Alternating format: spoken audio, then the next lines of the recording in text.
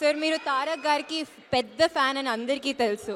ఆయన మీ వర్క్ ఏదైనా స్క్రీన్ ప్లే సెలెక్షన్లో కానీ ఆయన ఎక్కడైనా ఇన్స్పైర్ చేశారా? Did he inspire you in any way? Tarak అన్ననా?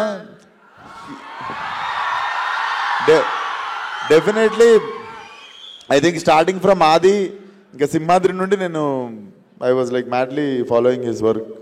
And one of my favourite works is నాకు యమదొంగ ఇప్పటికి చాలా ఇష్టం అన్నట్టు. The energy it has. Yeah,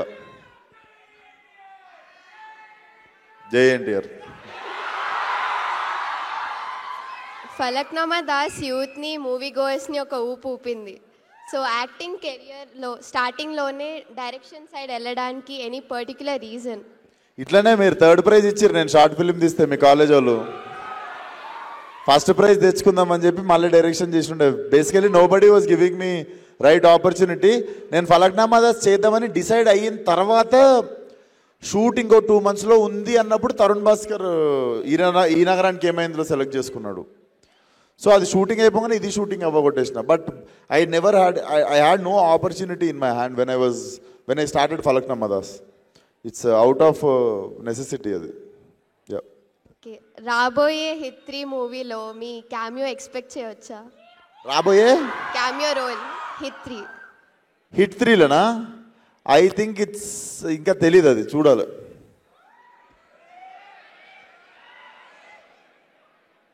ఓరి దేవుడా, అశోకవనంలో లాంటి కమర్షియల్ అండ్ ఎంటర్టైనింగ్ ఫిల్మ్స్ చేశారు.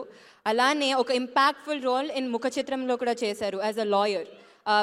It was against, you were fighting against the marital rape and domestic abuse. Any particular reason that you chose that role? Nothing. When Sandeep approached me, I felt like one should raise voice. Manaku vachinda opportunity to speak about it. So I do not wanted to say no for it. I wanted to be part of like such cause. మీరు time మెషిన్లో వెనక్కి వెళ్ళి అప్పటి విశ్వక్సేన్ని కలిస్తే ఎలాంటి ఆ suggestions are advice ఇస్తారు?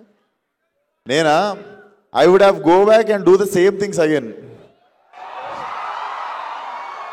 I would have, అంటే మళ్ళీ సెకండ్ ఎక్స్పీరియన్స్ చేస్తా అదే ఫ్లోని, కానీ ఫ్లోని డిస్టర్బ్ చేయను. I have no regrets.